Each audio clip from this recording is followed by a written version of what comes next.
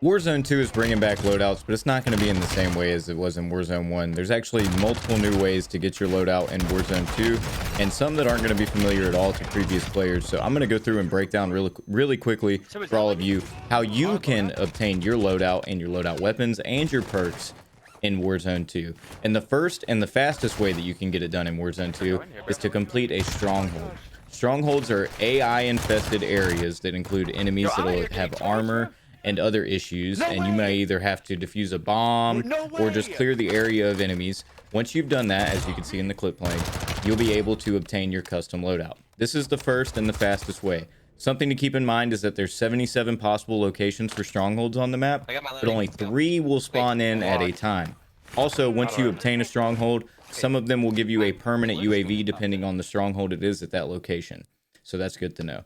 The second way to get your loadout is going to be go into a buy station, tab over to where you see primary weapons, and choose one. These should be your first weapon within your loadout created classes, and it will have all the attachments that you set for it. They cost 5,000 a piece, so to buy both of them will cost 10,000, just like the old way. The only thing about this is that you will not get your perks. The third way is probably the way that most people are going to be familiar with, is by a world drop that typically happens at the end or the beginning of the third circle. I can't remember exactly when it is, but there will be a ton of loadouts, like we're talking 10 or 15, that are marked for everyone on the map that fall from the sky.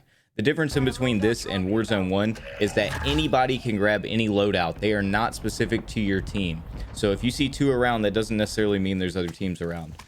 But you can grab one and then go grab another one just to grief other teams. You can play it however you want. Just know that the loadout that you find from a world drop is not specific to you. So far, those are the only 3 ways we know to get a loadout inside of Warzone 2. I hope this video helps you out, and I can't wait for all of you to be able to drop into Mazrah tomorrow, November 16th, depending on your time zone. No way! No way!